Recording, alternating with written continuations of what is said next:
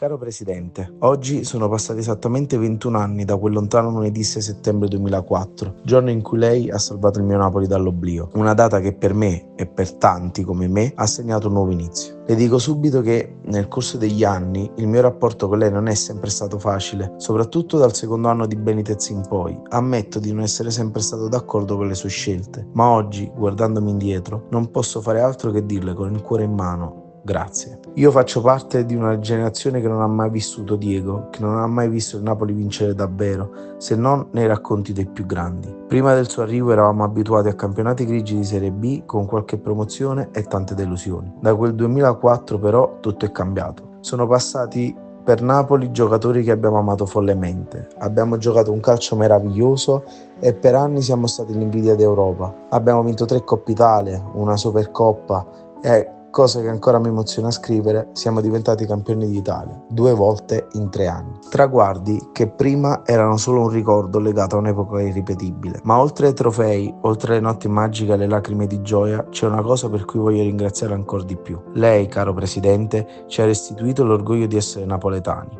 Ha ridato a questa città e a questo popolo qualcosa che non ha prezzo: il senso di appartenenza. Per noi che siamo cresciuti in anni bui era facile tifare altro, era facile scegliere le squadre del nord o quelle che vincevano in quel periodo. E invece oggi, ovunque io vada, vedo bambini, ragazzi, intere famiglie che portano con fierezza i nostri colori.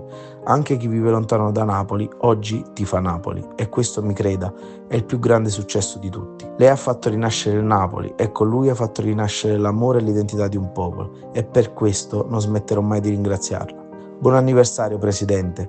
Grazie di cuore per questi 21 anni. Grazie per averci ridato un sogno. Grazie per averci fatto sentire di nuovo parte di qualcosa di grande. Con affetto sincero, per sempre suo.